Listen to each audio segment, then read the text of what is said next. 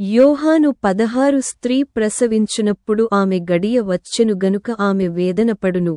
అయితే శిశువు పుట్టగానే లోకమందు నరుడొకడు పుట్టెనను సంతోషముచేత ఆమె ఆ వేదన మరి జ్ఞాపకము చేసికొనదు.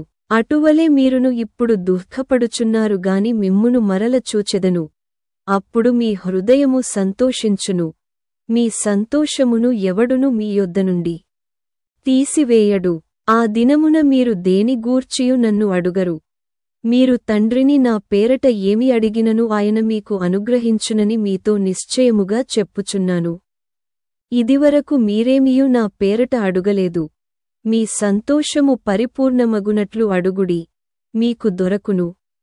యెషయా 51 యెహోవా సీయోనును ఆదరించుచున్నాడు. దాని పాడైన స్థలములన్నిటినీ ఆదరించి దాని అరణ్యస్థలములను ఏదెనువలె చేయుచున్నాడు. దాని ఎడారి భూములు యెహోవా తోటవలెనగు నట్లు చేయుచున్నాడు. ఆనంద సంతోషములును కృతజ్ఞతాస్తుతియు సంగీతగానమును దానిలో వినబడును. వస్త్రమును కొరికివేయునట్లు చిమ్మట వారిని కొరికివేయును. బొద్దీక గొర్రెబొచ్చును కొరికివేయునట్లు వారిని కొరికివేయును. అయితే నా నీతి నిత్యము నిలుచును, నా రక్షణ తరతరములుండును.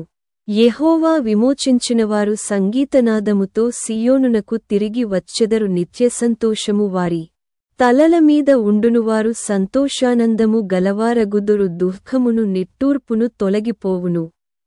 నేనే మిమ్ము నోదార్చువాడను. చనిపోవు నరునికి తృణమాత్రుడగు నరునికి ఎందుకు భయపడుదువు? నేను నీ దేవుడనైన యెహోవాను. సముద్రము యొక్క కెరటములు ఘోషించునట్లు దాని రేపువాడను నేనే. సైన్యములకధిపతియగు యెహోవా అని ఆయనకు పేరు. యెరూషలేమా, లెమ్ము లెమ్ము, యెహోవా క్రోధపాత్రను ఆయన చేతినుండి పుచ్చుకొని త్రాగినదానా, తూలిపడజేయు పాత్రలోనిదంతటిని త్రాగినదానా, నిలువుము. నీ ప్రభువగు యెహోవా తన జనుల నిమిత్తము వ్యాజ్యమాడు. నీ దేవుడు ఈలాగు సెలవిచ్చుచున్నాడు.